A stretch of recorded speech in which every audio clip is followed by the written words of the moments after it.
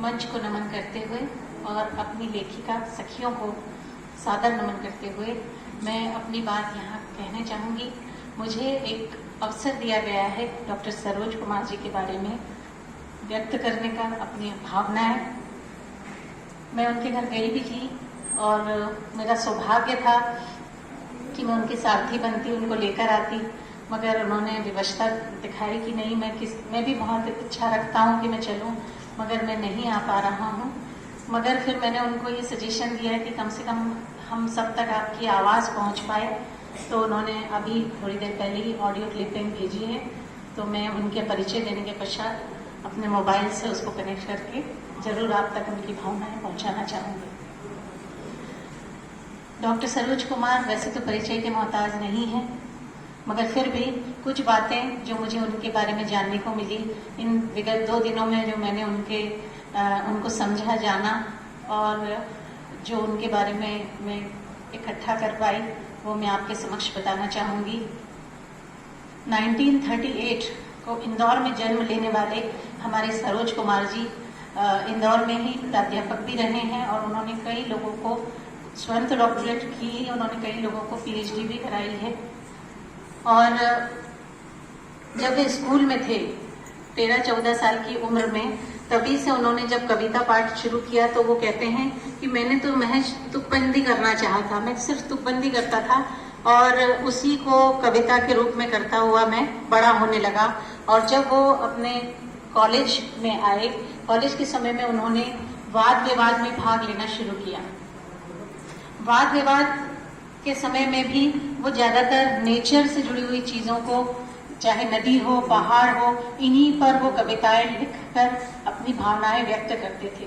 College में debate, वाद विवाद उनका एक बहुत ही लोकप्रिय विषय रहता था और वो उसी पे बोलना पसंद करते थे। वे प्रकृति से जुड़े हर चीजों को, व्यक्तियों को भी और प्रकृति की हर चीज को वो मार्गदर्शक कहते थे। तो मार्गदर्शक की बातें अपने अंदर मत कर, जो कच्चा माल उन्हें मिलता था उस कच्चे माल को अपने अंदर पकाकर कविता के रूप में नई ऊर्जा को बाहर निकालना ही वो अपना कविता पाठ समझते थे। उन्होंने नई दुनिया में तकरीबन 13 साल तक कार्य किया। इसके लिए प्रेरित किया उन्हें श्री राजेंद्र माथुर जी ने। स्वांताय दुखाय कॉलम नई दुनिया में आता था, जिसमें उन्होंने 450 कविताएं लिखी। आपके अनुसार एकांत की तल्लीनता में क्षेत्रों की सीमाओं के पार भावनाओं का संस्कारी रूप ही लेखन है, ऐसा वो अपने शब्दों में कहते हैं। भारत की सीमाओं के पार कवि नीरज जी के साथ उन्होंने कवि सम्मेलन किया है। वो कई बार ऑस्ट्रेलिया में सिडनी, मेलबर्न, कैनबरा, ब्रिस्बेन और अमेरिका में शिकागो, अटलांटिका आदि स्थानों पर गए और भारत को गौरवान्वित किया। डॉक्टर शिवमंगल सिंह सुमन, नरेश मेहता जी, बच्चन जी जैसे दिग्गजों के समक्ष उन्होंने कविता पाठ किया है। आप नई दुनिया और जागरण समाचार पत्र के संपादक भी रहे हैं। आप मानते हैं कि लेखन के लिए कोई उच्च शिक्षा की आवश्यकता नहीं होती, कोई भी अपने भावनाओं को और अपने अनुभवों को व्यक्त कर सकता है। युवाओं को लेखन के लिए वे कहते हैं कि अगर स्वस्थ कोशिश उन्मुक्त भाव से की जाए और हकीकतों को अगर शब्दों में पिरोया जाए तो वही लेखन है। लेखन कभी भी फरमाइशी नहीं होता कि किसी ने कहा और हमने कुछ अभिव्यक्त किया, न ही वो समय में बंधा हुआ है।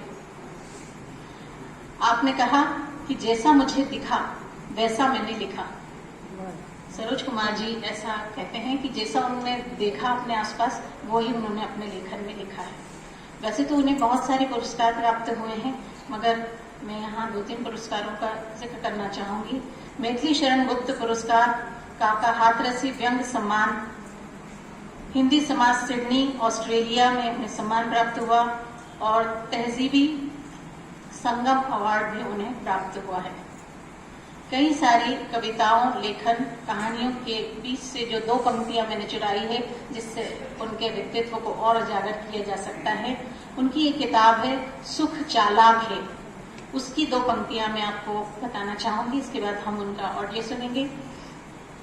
सुख चालाक है, भटकाता है, अपने पते पर कभी नहीं मिलता।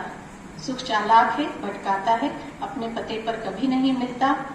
दुख भोला भाला है, दुख भोला भाला है, दूसरों के पते पर भी मिल जाता है। अब मैं उनका ऑडियो लगाना चाहूँ।